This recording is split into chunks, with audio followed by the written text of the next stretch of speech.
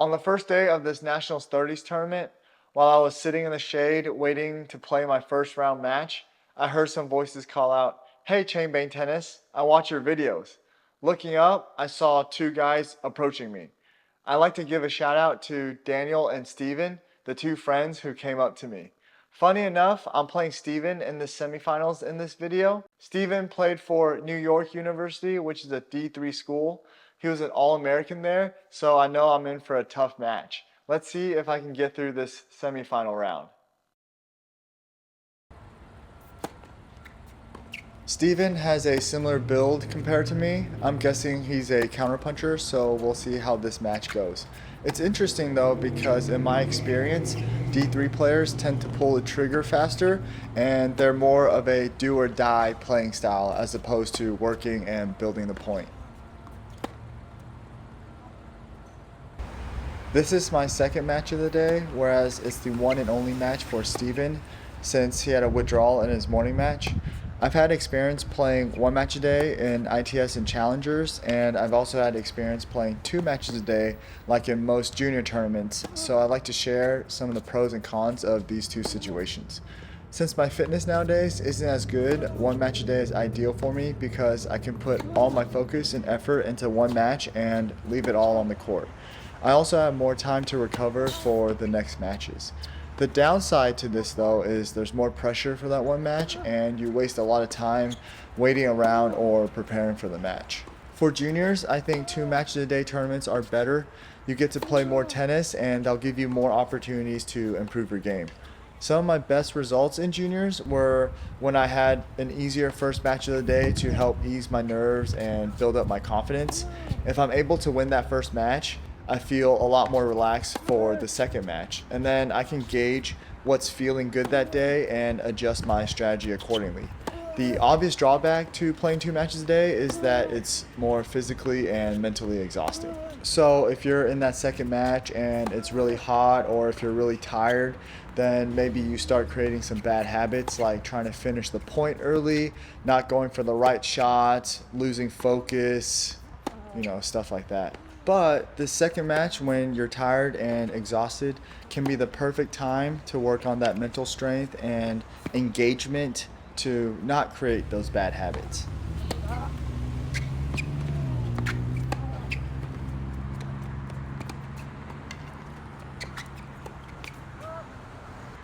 Getting back to this match, I was a little tired going in while Steven was pretty fresh. We already had a ton of long points and I seemed to be winning most of them. I wasn't really feeling my serve, but my ground strokes felt really good, so instead of going for the first serve, I went for a bigger second serve as my first serve.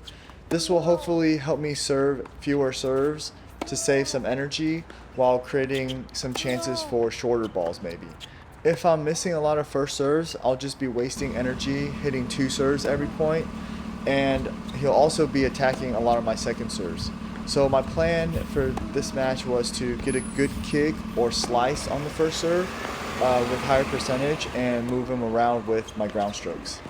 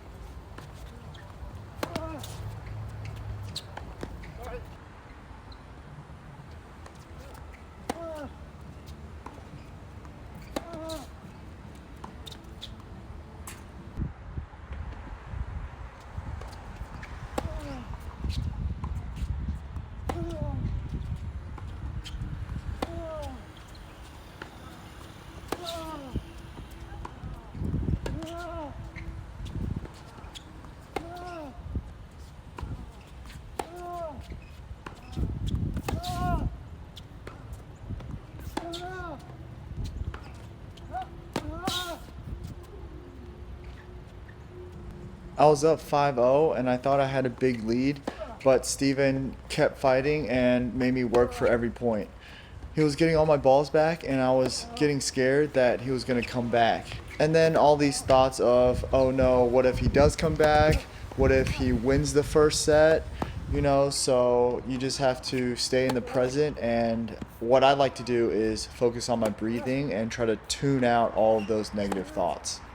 I just think more positively, like I'm up 5-2 serving. Even if he does break me, it's still 5-3. I'm still in the lead. If he holds, I still have one more chance to serve out for the set.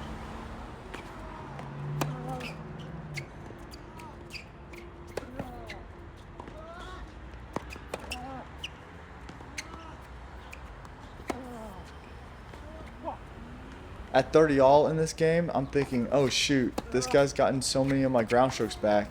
Let me be more aggressive and come to the net. And I just hit that sick volley to win that point. So naturally, I'm thinking, well, that worked. Let's try it again, come to the net. Didn't hit too good of a volley, but luckily he missed that passing shot.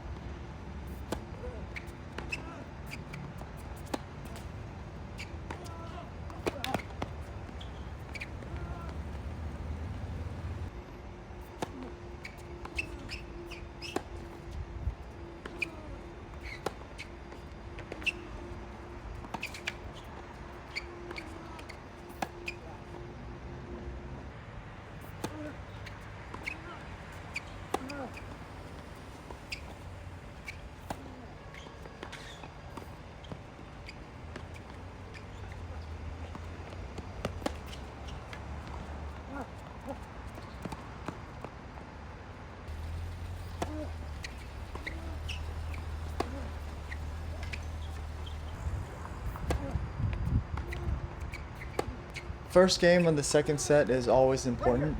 If you have a lackadaisical game and give it away, it could give your opponent confidence and maybe change the momentum of the match. So I always try to start the second set strong, and if I were to have a lapse in focus, I would hope it would be when I'm up 3-0 or something like that in the second.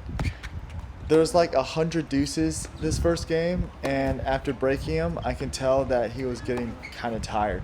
So now my goal was to focus on every service game and just hold all my serves to win the match.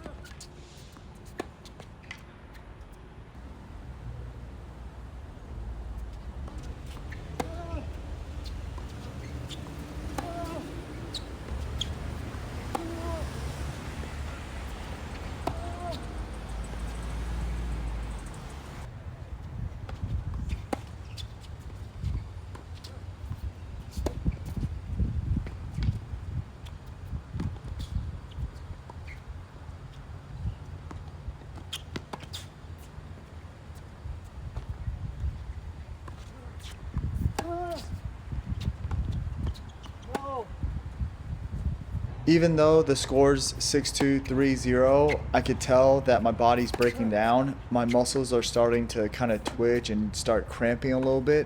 So I'm getting kind of nervous that I might cramp, and that would be terrible. So I still have to play solid and not give him any free points.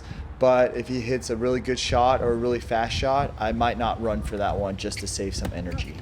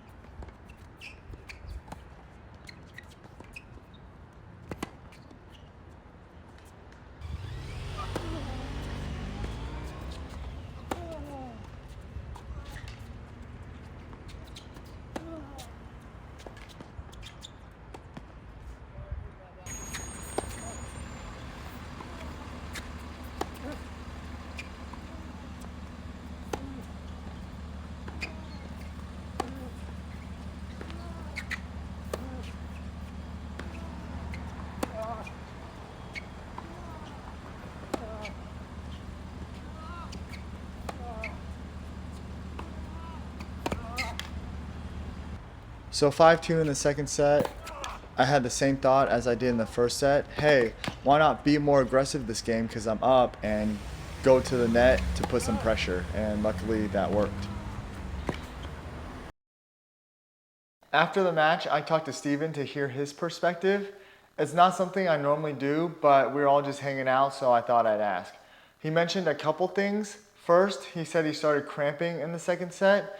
It just goes to show you the power of not showing too much emotion to your opponents. Since he wasn't showing any signs of getting tired, I started to doubt my own ability to finish out the match. Second, he thought my serve was going to be a lot better. Even though I hate to admit it, I 100% agree with him. It's nice to get that feedback so I know what to work on in the future, and I do appreciate him for pointing that out. Sometimes you think the player is really good, but in reality, you're just as good as they are. Maybe on paper, your opponent is a 10 UTR while you're an 8 or 9, and you think, oh wow, this guy's way better than me, I have no chance. But that's not always the case. Believe in your game, play hard, and there's always a chance to win. Hope you liked the video. Subscribe to the YouTube channel. See y'all in the finals.